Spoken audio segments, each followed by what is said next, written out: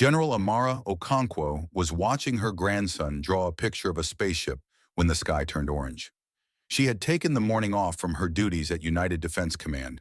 Such moments were rare for a woman of her position, and she treasured every second with little Kofi. The boy was 7 years old, bright-eyed and full of questions about the stars. He wanted to be an astronaut someday.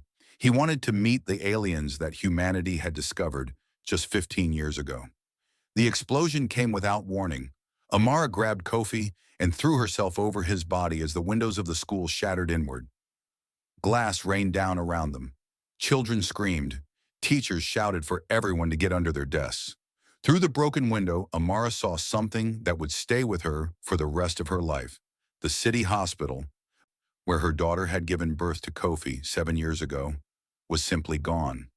In its place was a column of fire rising into the clouds, and above the clouds, dark shapes moved like sharks circling wounded prey. Alien warships, dozens of them. "Grandmother," Kofi whispered, his small body shaking against hers. "What is happening?" Amara did not answer. She could not answer. She was watching the sky fill with death. The attack on Earth had begun.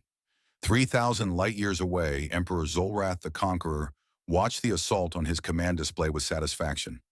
The Kethvar Empire had conquered 217 worlds across the galaxy. Earth would be 218. The humans had been a curiosity when first contact occurred. They were soft, weak, and short-lived. They lacked the armored scales of the Kethvar, the psychic abilities of the Melodari, or the hive intelligence of the Threll. By all measures, they were an inferior species occupying a strategically valuable star system. Zolrath had given them 15 years to prove their worth. They had failed. "Status report," the Emperor demanded. Admiral Vreketh bowed his massive reptilian head. "3 major population centers have been eliminated, Divine Conqueror. Their orbital defenses were laughable. Their military response has been confused and ineffective. I estimate complete planetary submission within 6 hours." Zolrath allowed himself a rare smile, revealing rows of serrated teeth. "Excellent. Begin the ground invasion. I want their leaders in chains by tomorrow." The Emperor turned to address his court. Nobles and generals filled the throne room, their scales gleaming under the blood-red lights. "Let this be a lesson to all who would resist the Empire. The humans thought themselves special. They thought their little planet mattered. Today they learn the truth." The court erupted in hissing laughter. Back on Earth, Amara Okonkwo moved through chaos. She had commandeered a military transport within minutes of the attack. Her identification code still worked, despite her morning off. As the vehicle raced toward United Defense Command, she watched through the windows as the world she knew came apart. Cities burned. Aircraft fell from the sky. Emergency broadcasts screamed warnings that no one could follow. The Kethvar warships moved with terrible efficiency, targeting military bases, communication centers, and transportation hubs. They knew exactly where to strike. Amara's communication device buzzed with 100 messages, officers seeking orders, politicians demanding explanations, foreign leaders offering prayers and condolences. She ignored them all except one. It was from her daughter, Zara. A single line of text. "We are safe. Kofi is with me. Win this war, Mother." Amara closed her eyes for 3 seconds. She allowed herself that much time to feel the fear, the grief, the rage. Then she opened her eyes and became the general her world needed her to be. United Defense Command was buried deep beneath a mountain range, protected by layers of rock and advanced shielding. When Amara arrived, she found organized chaos. Officers ran between stations, screens displayed damage reports, and communications officers struggled to re-establish contact with surviving military units. General Marcus Webb, her second-in-command, met her at the entrance. His face was gray with shock. "3 cities gone," he said. "Lagos, Mumbai, and São Paulo. Casualty estimates are—" He stopped. He could not say the number. "I saw Lagos burn," Amara replied. Her voice was steady. "I was there when the hospital fell. My grandson watched it happen." Webb stared at her. "General, I am so sorry. Save your sorrow for after we win." She walked past him toward the command center. "Brief me on our response capabilities." The situation was grim. Earth's public military forces had been designed for peacekeeping and disaster response, not full-scale alien invasion. The Kethavar had achieved complete surprise. Their technology was superior. Their numbers were overwhelming, but Amara knew something the Kethavar did not. Earth's public military was not humanity's true defense. "Activate Protocol Sleeping Giant," she ordered. Webb's eyes widened. "General, that protocol requires authorization from the World Council." The World Council building was in Mumbai. Amara turned to face him. "I am the highest-ranking military officer confirmed alive. I am authorizing it. Now activate the protocol, or I will find someone who will." Webb nodded slowly. He walked to a secure terminal and entered a series of codes that had been created 30 years ago and never used. Deep beneath the ice of Europa, hidden in the asteroids of the belt, and buried under the mountains of a dozen continents, lights began to turn on. Humanity's secret had been well kept. Since the moment of first contact, when humanity realized that the galaxy was full of predators and they were very small prey, certain governments had begun preparing. Publicly, they built a modest defensive force and spoke of peaceful cooperation. Privately, they constructed something else entirely. Shipyards hidden beneath frozen moons produced warships that never appeared on any official record. Research facilities developed weapons that officially did not exist. Training programs prepared soldiers for a war that everyone hoped would never come. For 30 years, humanity had smiled at the galaxy and hidden its teeth. Now those teeth would bite. Across the solar system, hidden doors began to open.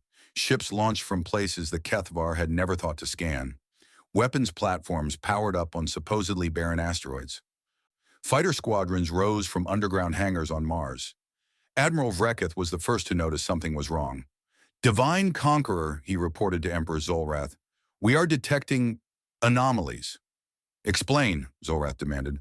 "Additional human vessels are appearing throughout the system. Their signatures suggest military-grade warships, but our intelligence indicated the humans possessed only 47 combat-capable vessels.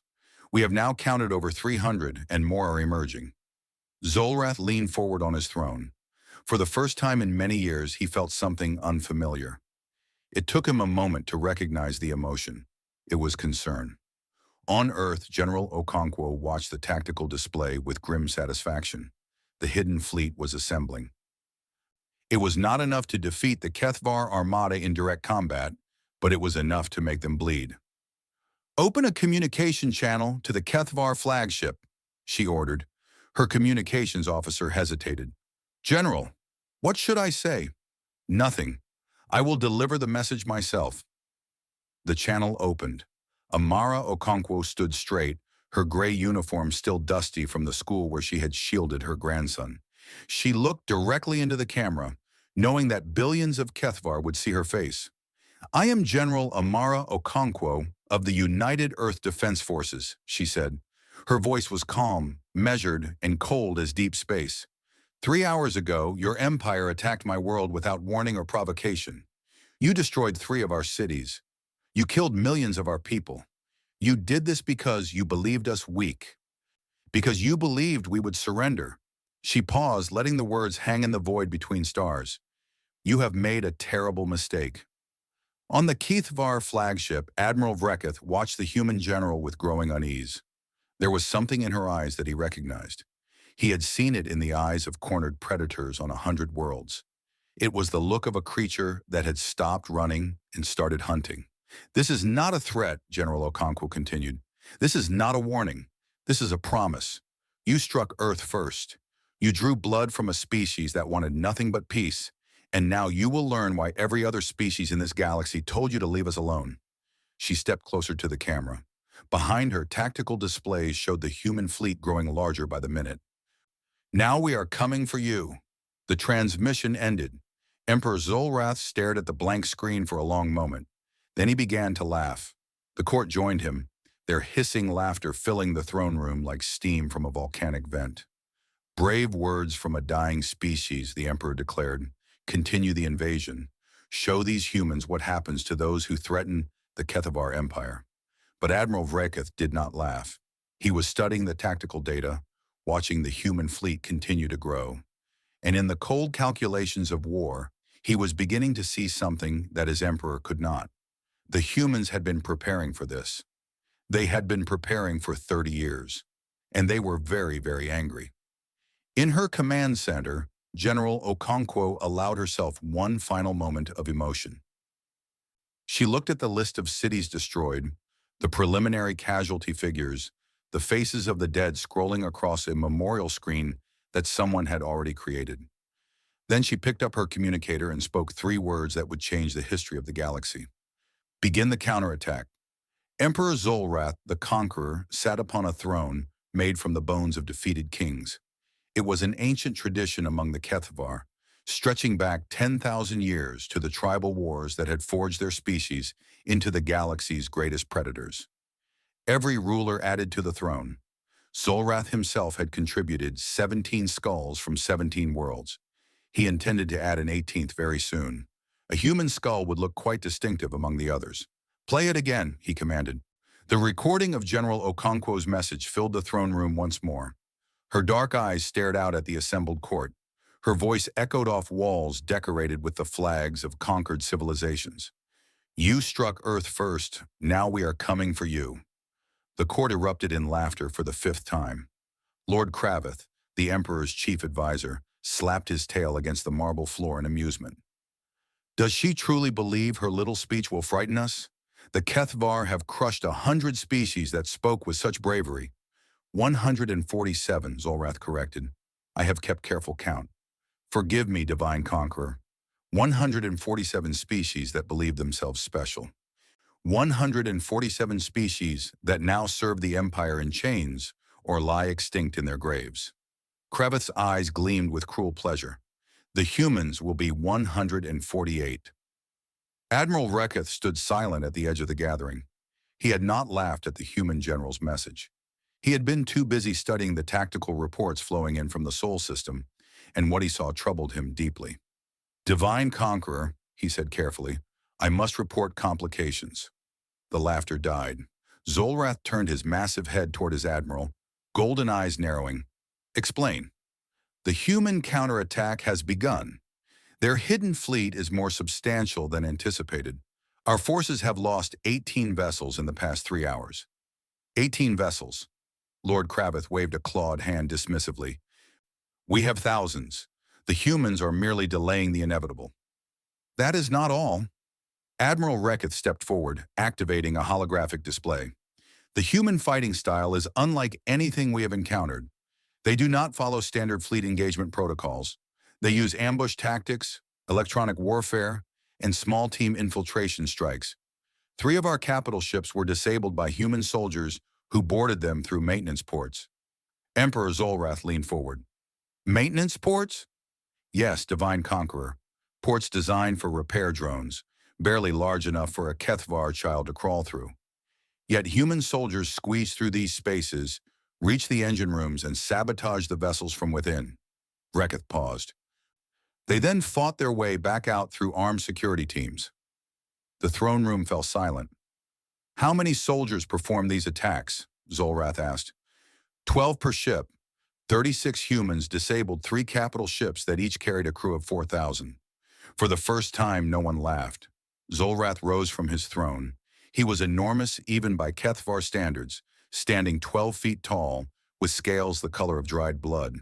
He had personally killed over 100 enemies in combat.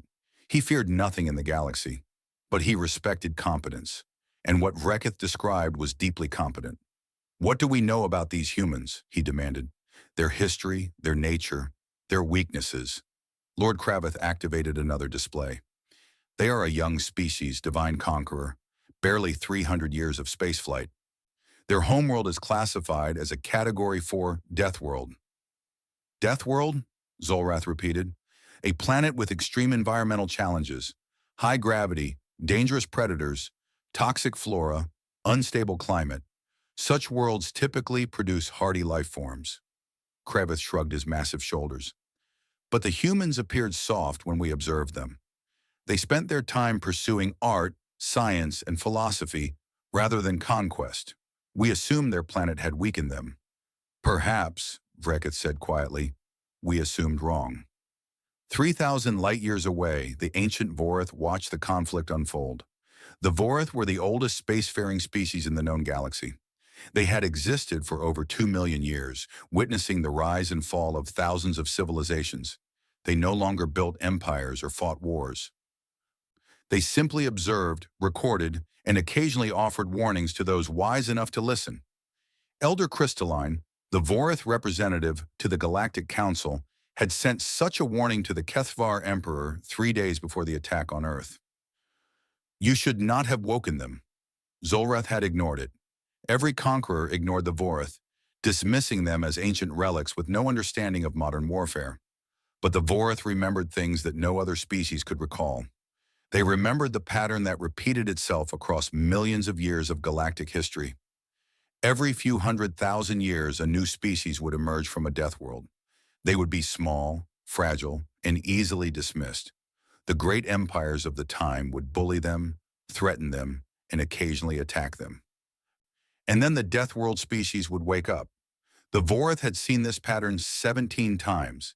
17 species had emerged from the crucible of impossible worlds, hardened by constant struggle against an environment that tried to kill them every day of their lives.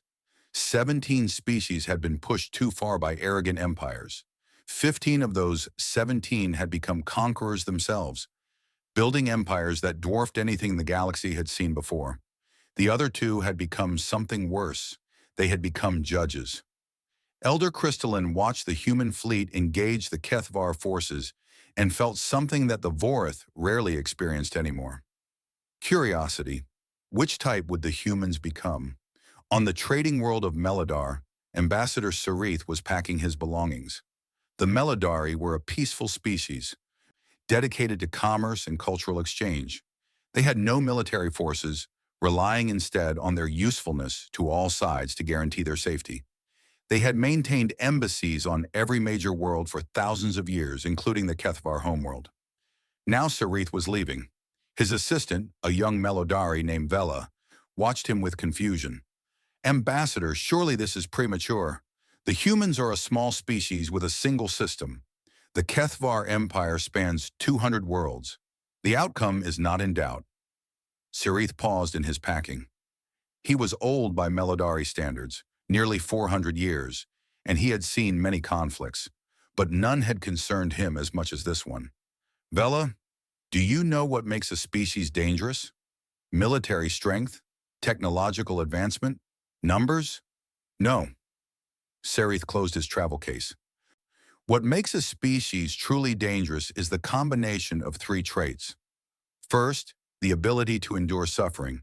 Second, the ability to learn from mistakes. Third, the willingness to pay any price to protect what they love. And the humans possess these traits? The humans evolved on a world that tried to kill them constantly for 3 million years. They survived ice ages, plagues, predators, and each other. They learned to use tools, build shelters, and work together. Sarith moved toward the door. And they loved their children with an intensity that borders on insanity. Vela followed him. What does that mean for this war? It means the Kethvar have not started a conquest. Sarith stopped at the doorway and looked back at the embassy he had served in for 50 years. They have started a blood feud with a species that never forgets and never forgives. And the Kethvar attacked their children. He walked out without another word. In the throne room of the Kethvar homeworld, Emperor Zolrath received an updated casualty report. 47 ships lost, 8,000 soldiers dead. The invasion of Earth had been halted at the edge of the inner system. Human forces were not just defending, they were counterattacking with a ferocity that stunned Kethvar commanders who had never faced real resistance. This changes nothing, Zolrath declared. Reinforce Admiral Reketh. Send the second and third battle fleets to the Sol system. Crush these humans completely. Divine Conqueror, Reketh's image appeared on the communication screen. There is something else you should see. The image shifted to a recording from a Kethvar scout ship. It showed the space behind Jupiter, the massive gas giant that dominated the outer reaches of the human system. Something was emerging from behind the planet. Ships. Hundreds of them. Human warships of a design the Kethvar had never seen, bristling with weapons that their sensors could not fully identify. They moved with perfect coordination, forming into battle groups that flowed around the gas giant like a tide of steel and fire. Our intelligence suggested the humans had 47 combat vessels, Reketh said. We have now confirmed over 600 in their main fleet, with more appearing from hidden bases throughout their system. Emperor Zolrath stared at the display. For 30 years, the humans had smiled at the galaxy. They had talked of peace and cooperation. They had built modest defensive forces and focused on exploration and science. They had seemed harmless, and for 30 years they had been building this. Divine Conqueror, Lord Kravith spoke carefully, perhaps we should consider negotiation. The humans might accept reparations in exchange for... No! Zolrath's voice was flat and hard. The Kethvar do not negotiate with inferior species. We do not retreat. We do not show weakness. He turned to face his court. Send every available ship to the Sol system. If the humans want war, we will give them annihilation. The court bowed, though Reketh noticed that several nobles no longer seemed quite so confident. As the orders went out and the Empire mobilized for total war, a single message arrived at the Kethvar Communication Center. It was broadcast on all frequencies, in all languages, impossible to ignore. General Amara Okonkwo appeared on screens across the Empire. She stood on the bridge of a human warship, surrounded by officers who worked with calm efficiency. Behind her, through the viewport, the human fleet filled the stars like a forest of thorns. People of the Kethvar Empire, she said, your leaders have started a war they cannot win. They attacked my world without warning. They murdered millions of innocent people, including children in their schools and patients in their hospitals. Her voice remained steady, but something cold burned in her eyes. I am not here to threaten you. I am here to make you understand. We did not want this war. We did not seek conflict with your empire. But you struck Earth first. You drew first blood. And now you will learn what humanity becomes when our home is threatened. She stepped closer to the camera. We are coming for you, not for your people, not for your worlds. We are coming for your emperor, your generals, and everyone who ordered or celebrated this attack. We will not stop until they answer for what they have done. She paused, letting the words settle across the watching empire. You should not have woken us. The transmission ended. In his throne room, Emperor Zolrath crushed the armrest of his ancient throne in his grip. Fragments of bone from 100 conquered kings fell to the floor. Find that woman, he snarled, and bring her to me in chains. He did not yet understand that the chains would be coming for him. General Amara Okonkwo stood on the bridge of the UES Remembrance and watched her fleet tear through the Kethvar invasion force. The battle for the Sol system had entered its second week. What the Kethvar had expected to be a simple conquest had become a nightmare. Human tactics were unlike anything their commanders had ever faced. Instead of the formal fleet engagements that dominated galactic warfare, the humans fought like wolves. They struck from ambush. They disappeared into asteroid fields and emerged behind enemy lines. They boarded Kethvar ships through impossibly small openings and fought hand-to-hand in corridors designed for species twice their size. And they never ever gave up. Admiral Reketh's flagship is withdrawing, Commander Chen reported from the tactical station. Their formation is collapsing. Amara nodded. She had been awake for 36 hours, but her mind remained sharp. Coffee and determination kept her functional. The faces of the dead kept her motivated. Every morning since the attack, she had read the list of casualties. The names scrolled across her personal display for 17 minutes. 17 minutes of names.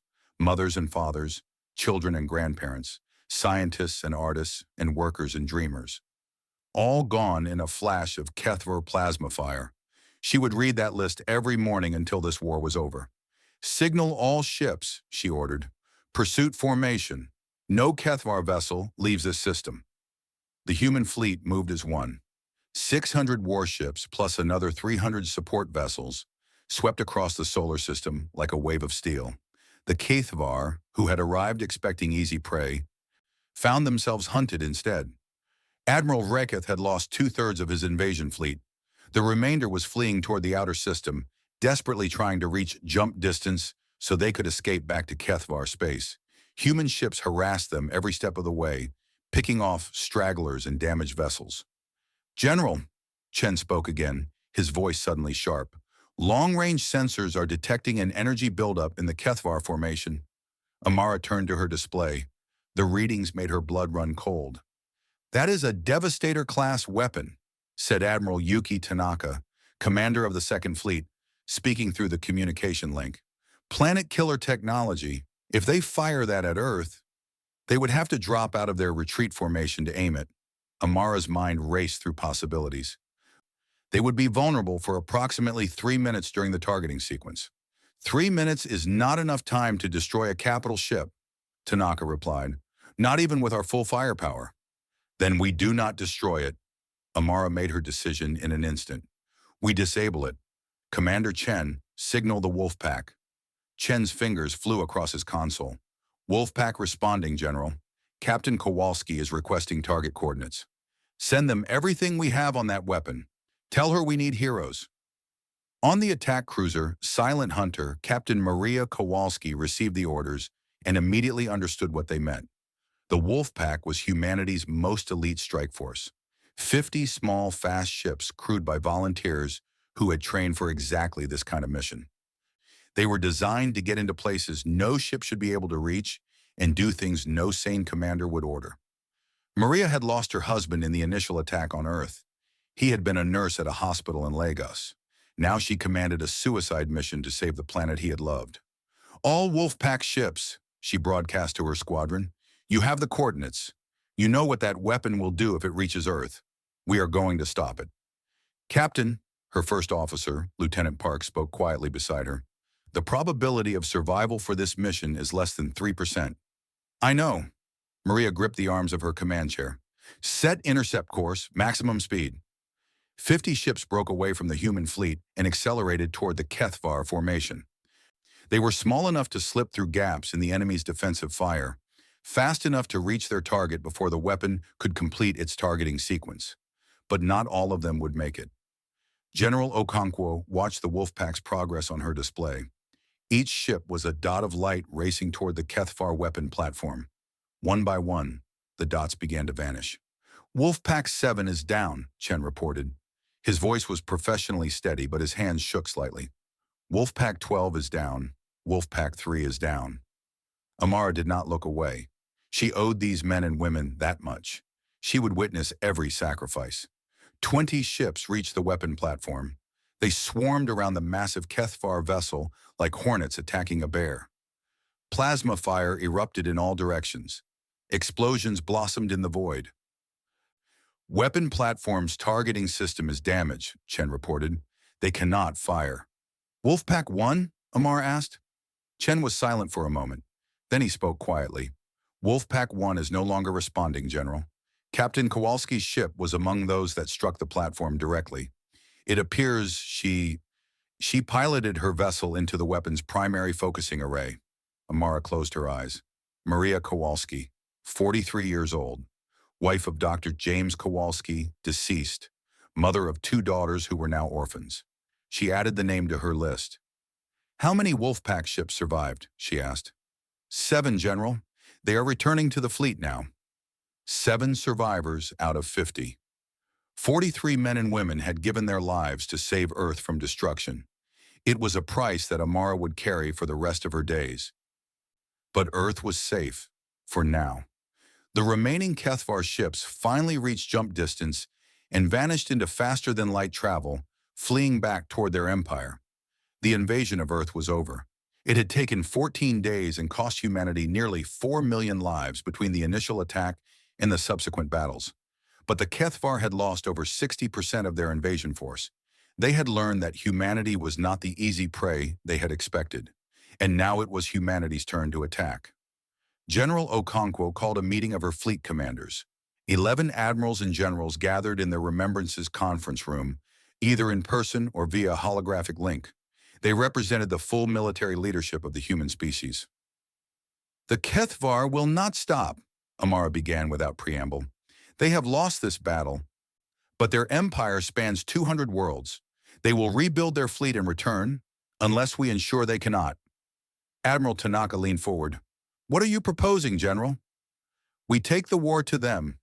Amara activated a holographic star map. The Kethvar Empire glowed red across a vast section of the galaxy. We have spent 30 years preparing for this moment. Our hidden fleet was designed not just for defense, but for offensive operations. We have the ships. We have the weapons. We have the personnel. We also have the anger, said General James O'Brien, commander of the ground forces. His Irish accent was thick with emotion. My soldiers are ready to make the Kethvar pay for every city they burn. That anger is why I called this meeting. Amara looked at each commander in turn. I will not lead a campaign of revenge.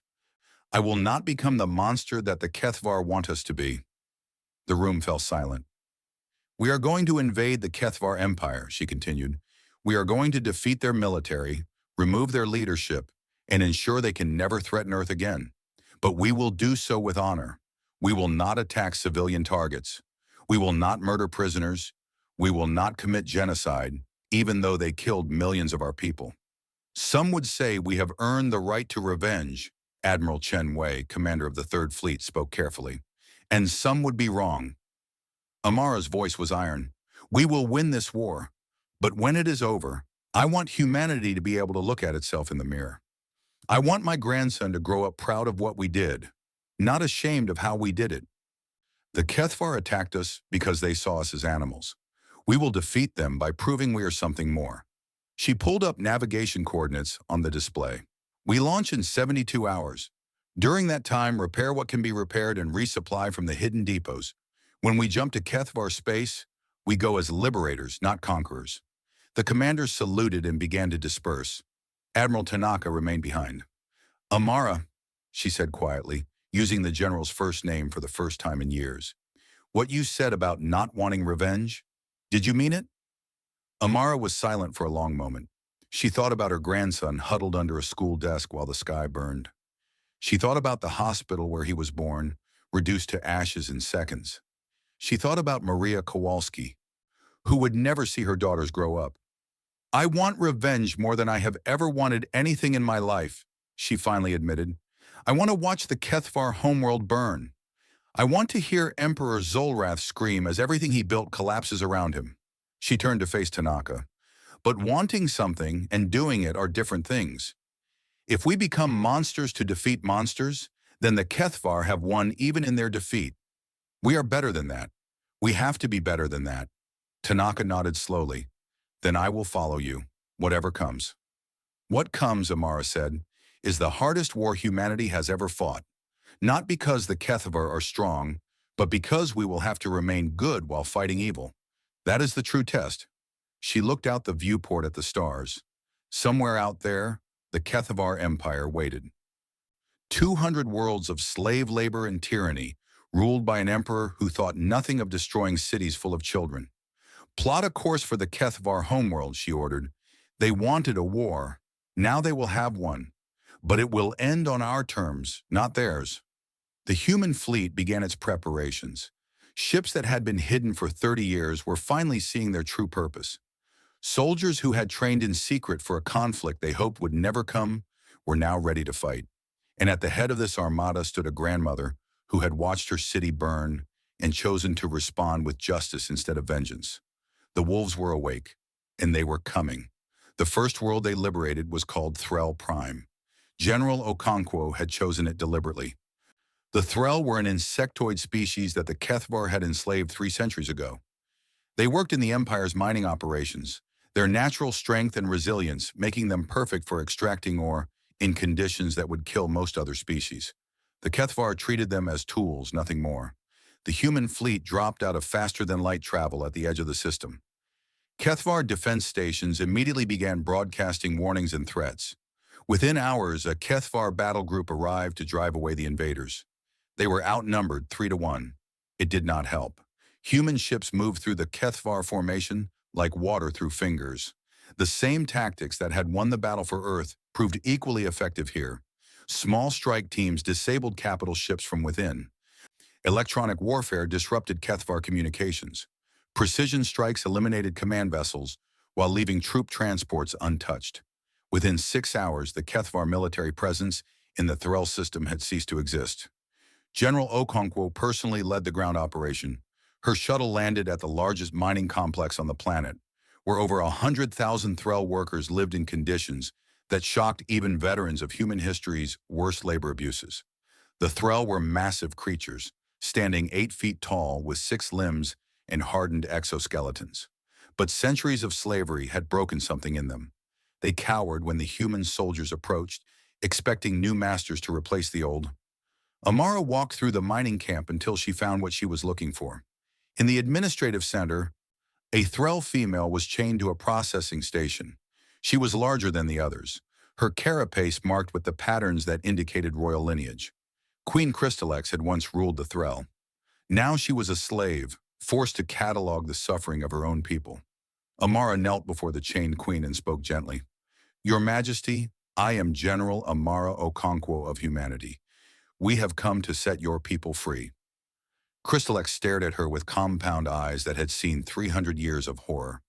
"Free? There is no freedom. The Kethvar are eternal. They cannot be defeated.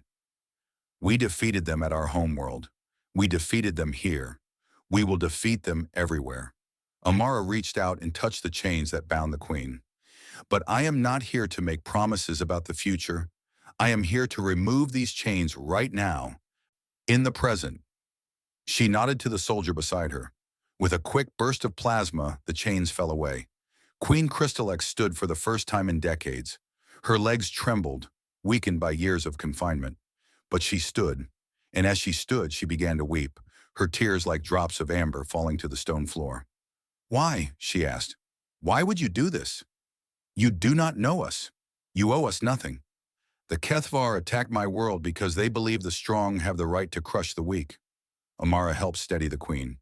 "We are here to prove them wrong, not by becoming conquerors ourselves, but by setting free everyone they have conquered." Word spread quickly. The humans were not new masters. The humans were liberators. Within days, other species began to reach out through secret channels. The Melodari, who had fled the Kethvar homeworld, offered their trading networks as supply lines. The Vesh, a crystalline species renowned for their technology, offered shield generators that could protect human ships from Kethvar weapons. Species that had hidden from the Empire for centuries suddenly emerged, offering whatever help they could provide. The coalition grew. General Okonkwo refused every offer that came with conditions attached. She asked nothing of the liberated peoples except that they not attack civilians or commit atrocities. Some species wanted revenge against Kethvar settlements. She denied them. "We are not here to create new injustice," she told a gathering of allied commanders. "We are here to end injustice. Any species that cannot accept that is welcome to leave. But they will not commit massacres in the name of freedom." Some left, most stayed. They had never met a conqueror who limited their own power. They did not fully understand the humans, but they recognized something genuine in their restraint. The march continued. World after world fell to the coalition forces. The Kethvar military, designed for conquest rather than defense, struggled to adapt. They had never faced an enemy that freed their slaves instead of taking them. They had never encountered a species that won battles and then immediately began rebuilding the infrastructure they had destroyed. Human engineers repaired water systems. Human doctors treated the sick, regardless of species. Human soldiers shared their food with children of races they had never seen before. Emperor Zolrath watched his empire crumble and could not understand why. "They are weak," he snarled at his advisors. "They waste resources helping species that cannot help them. They show mercy to enemies who would show them none. Why are they winning?" Lord Krabbeth no longer laughed at human broadcasts. "Divine Conqueror, perhaps their weakness is their strength. The species they liberate fight alongside them. They have gained allies faster than we can mobilize reinforcements." "Allies!" Zolrath spat the word like poison. "We do not need allies. We have slaves. Order the garrison commanders to execute all non-Kethvar workers in their territories. If the humans want to save them, let them try to save corpses." The order went out. Across the Empire, Kethvar soldiers prepared to murder billions of enslaved workers. General Okonkwo received intelligence about the order within hours. Her response was immediate and absolute. "All ships, maximum speed to the nearest threatened world. We split the fleet if necessary. No one dies because we were too slow." The coalition fleet scattered like seeds in a storm, racing toward dozens of worlds simultaneously. They arrived at some in time. They arrived at others too late. On the world of Vresh, human soldiers burst into an execution facility moments before the killing began. They saved over 2 million Vesh workers. On the moon of Kelax, they arrived to find the bodies of 800,000 Melodari, murdered by Kethvar guards who had followed their orders with terrible efficiency. Amara walked through the killing fields of Kelax. The Melodari had been a peaceful species, traders and artists who had harmed no one. They lay in mass graves, their beautiful silver skin dulled by death. Admiral Tanaka found her standing at the edge of the largest grave, staring down at the bodies. "General, we have confirmed 12 more atrocities across the Empire. The Kethvar are murdering their own workforce rather than let us free them." "I know." Amara's voice was hollow. "This is my fault. I hoped that if we showed mercy, they would respond in kind. I was wrong. This is not your fault. The Kethvar are responsible for their own evil. But I provoked it. Every world we liberate, they murder another to spite us." She finally looked at Tanaka. "How do we fight this? How do we defeat an enemy who would rather destroy everything than lose it?" It was Queen Crystalex who answered. The Threll monarch had insisted on joining the fleet, bringing a contingent of her warriors to fight alongside the humans. She approached General Okonkwo with the careful dignity of a queen who had known both power and slavery. "You defeat them by continuing to be what they cannot understand," Crystalex said. "They murder their slaves because they believe you will respond with equal brutality. They want you to become like them. If you do, they win even in defeat. But people are dying because of my mercy. People were dying long before you came." Crystalex's compound eyes reflected the graves below. "My people have died for 300 years under Kethvar rule. The difference is that now there is hope. Now there is someone fighting for us. That is worth more than you know." Amara looked back at the graves. She thought about her grandson, safe on Earth because people had died to protect him. She thought about Maria Kowalski, who had given her life to stop a planet killer. She thought about the long list of names she read every morning. "Then we continue," she said finally. "We do not let their evil change who we are. We mourn the dead, and we fight harder for the living." She turned to face the assembled officers and allied commanders. "Broadcast a message to the Kethvar people, not their emperor, not their military, the common people who have no say in this war." The recording began. Amara spoke directly to the camera, her voice calm but filled with emotion. "People of the Kethvar Empire, your emperor has ordered the murder of billions of workers rather than allow them to be free. He has commanded your soldiers to slaughter innocents whose only crime was serving your empire faithfully." She paused, collecting herself. "We did not come here for revenge. We did not come here to replace your masters with ourselves. We came because your emperor attacked our home, killed our children, and forced us to fight. We would have been happy to never meet you at all. But now we have met, and we have seen what your empire truly is. Not strength, but cruelty. Not power, but fear. Your emperor is so afraid of hope that he destroys anything that might feel it." She stepped closer to the camera. "We are coming to your homeworld. When we arrive, we will not massacre your civilians as you massacred ours. We will not enslave your children as you enslaved the Threll. We will remove your emperor and his generals from power, and we will give you the chance to become something better. You have a choice now.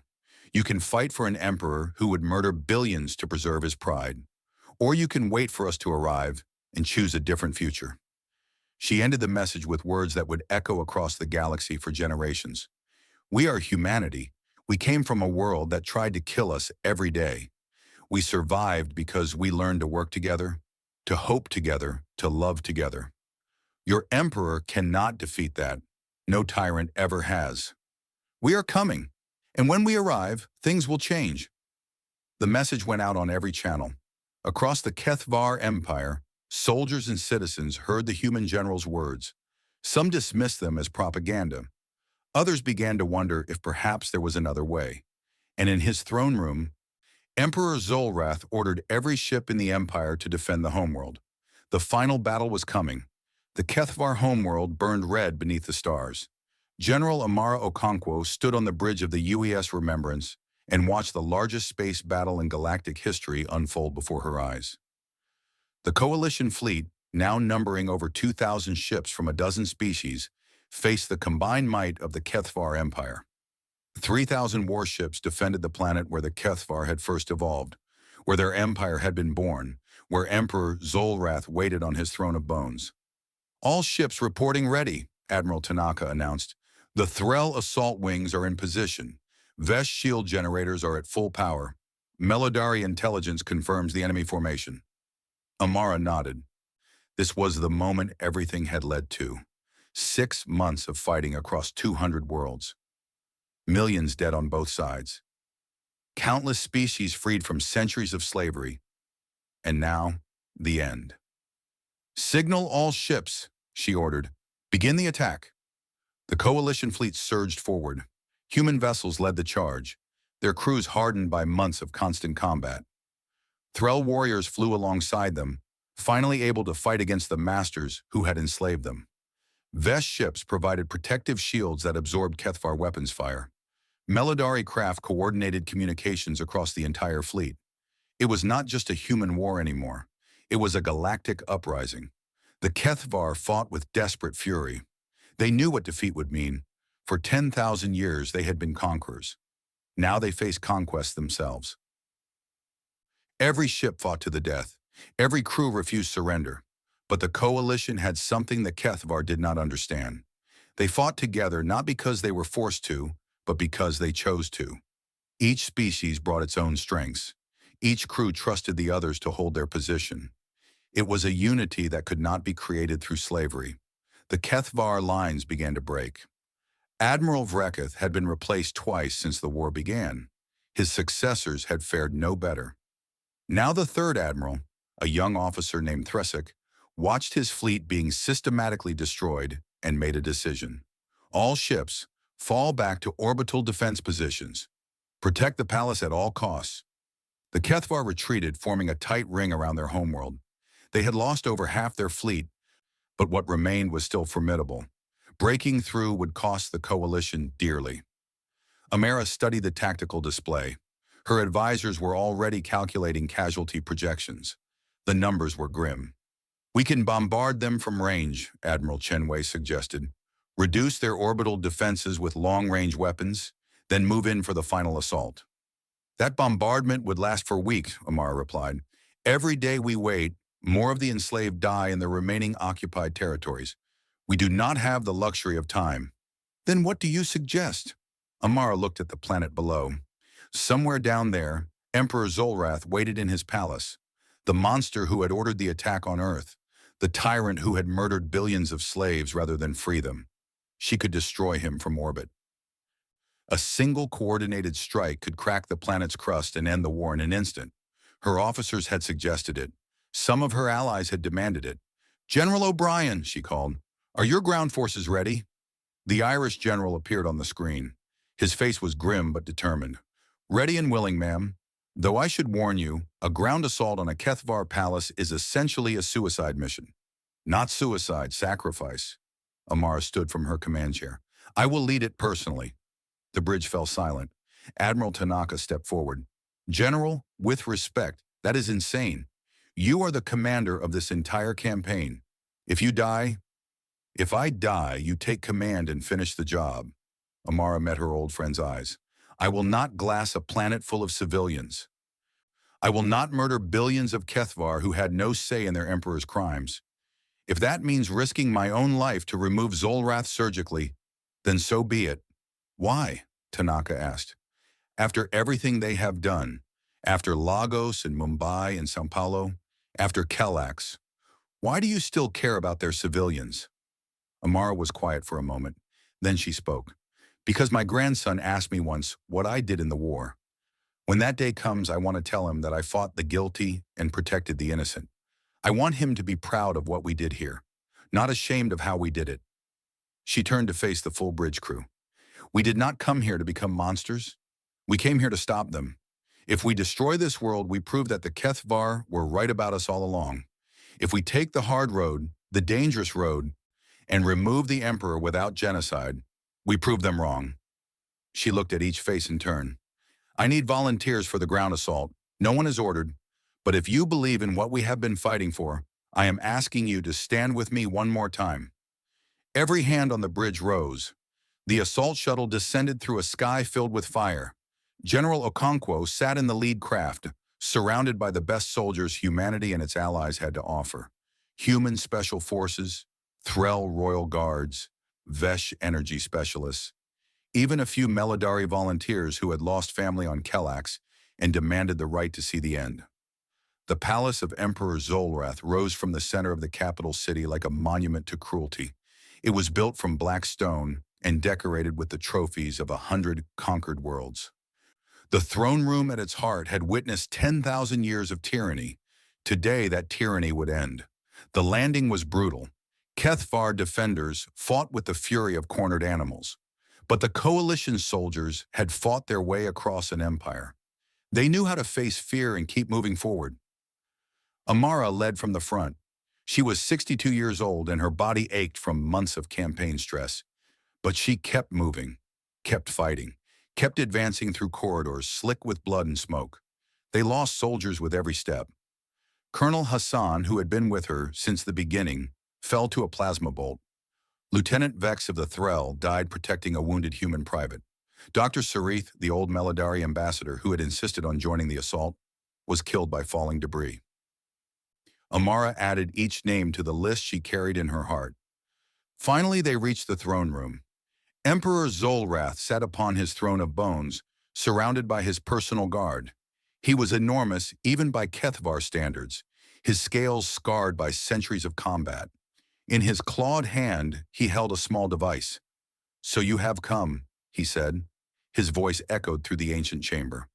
"The human general who thinks she can judge an empire." Amara stepped forward, her weapon raised. "Emperor Zolrath, you are under arrest for crimes against sentient beings, the murder of millions on Earth, the massacre of billions of slaves across your empire, the systematic destruction of countless species." Zolrath laughed. It was a cold, hollow sound. "Arrest? You think this ends with arrest?" He lifted the device in his hand. "Beneath this palace is a weapon that can ignite the planet's core. One press of this trigger, and everything dies. Your fleet, my people, all of it, gone." The soldiers around Amara tensed, but she remained calm. "Why would you do that? You would murder your own people." "I would deny you victory." Solrath's eyes burned with ancient hate. "The Kethvar do not surrender. We do not admit defeat. If we cannot rule this galaxy, then we will burn it rather than see it in the hands of insects like you." "That is not strength," Amara said quietly. "That is fear.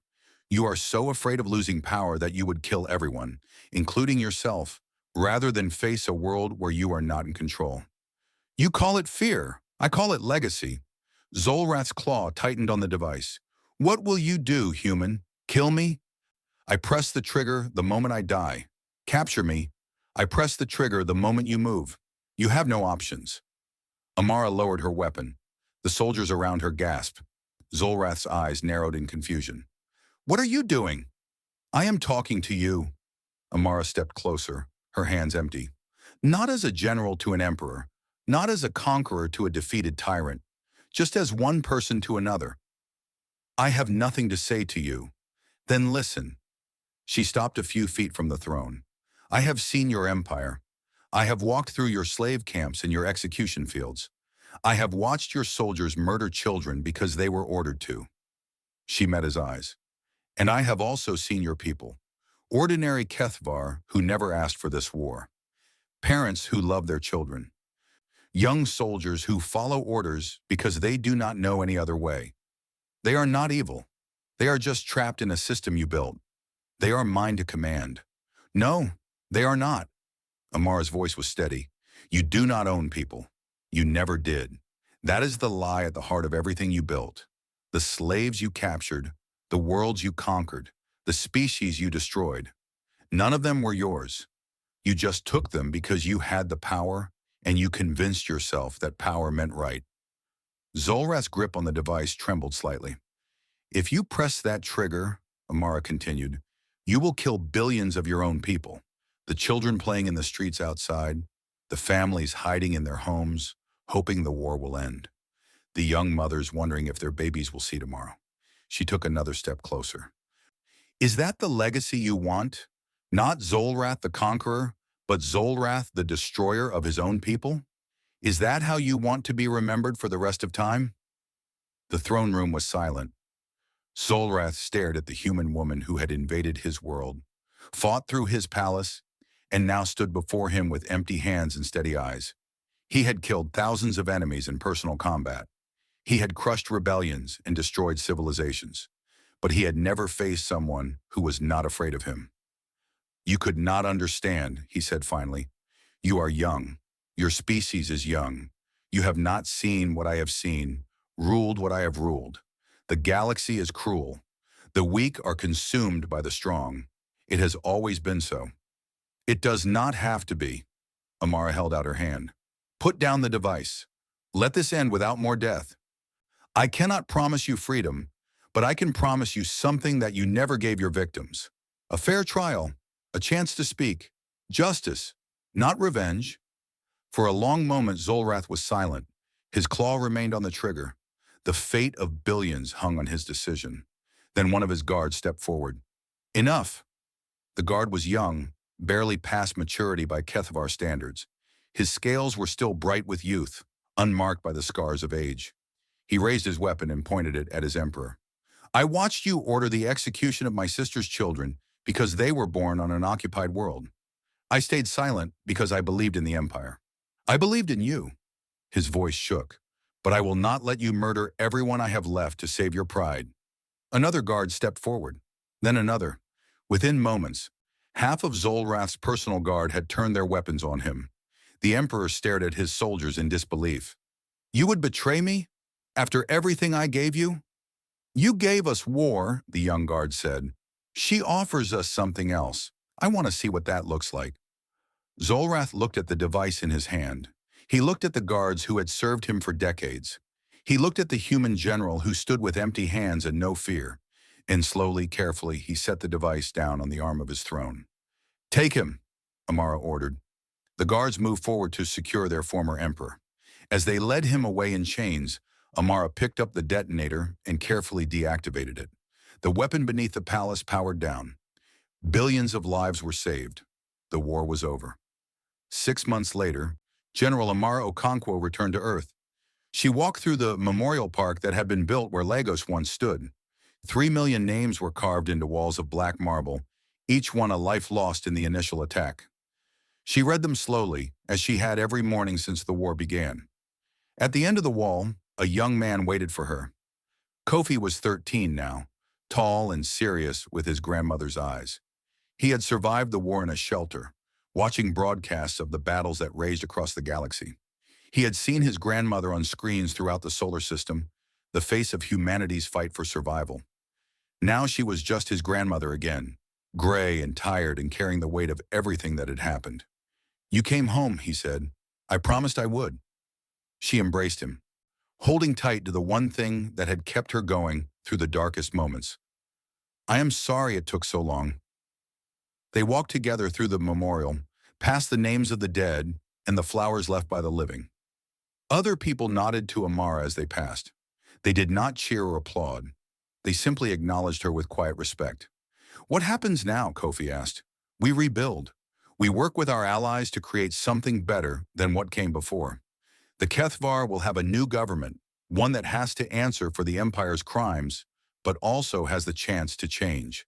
And the Emperor? He stands trial next month. Representatives from every species his empire harmed will speak. Then justice will be done. She paused. Not revenge. Justice. They reached the center of the memorial, where a single flame burned in memory of all who had been lost. Amara stopped and stared at the fire. Grandmother, Kofi said quietly, what did you learn from the war? Amara was silent for a long time. She thought about all the battles, all the deaths, all the impossible choices. She thought about Maria Kowalski and her 50 wolves. She thought about Queen Crystalex rising from her chains. She thought about the young Kethvar guard who had chosen hope over loyalty. I learned that the galaxy expected us to become monsters, she finally said. Every species we met, every enemy we fought, they all believed that humans would eventually show our true nature, that we would conquer and enslave and destroy, just like everyone else. She looked at her grandson. Proving them wrong was the greatest victory we won. Not the battles or the treaties or the liberation of 100 worlds, just showing the galaxy that it was possible to fight without losing your soul. That was what mattered. Kofi nodded slowly, understanding more than a 13-year-old should have to understand. Do you think they believe us now? Amara smiled. It was a tired smile, but genuine. I think they are starting to, and that is enough for now. She took her grandson's hand, and together they walked out of the memorial into the sunlight of a world that had been attacked, had bled, and had survived. Behind them, the flame continued to burn, a promise to the dead and a light for the living. The war was over, but humanity's story was just beginning.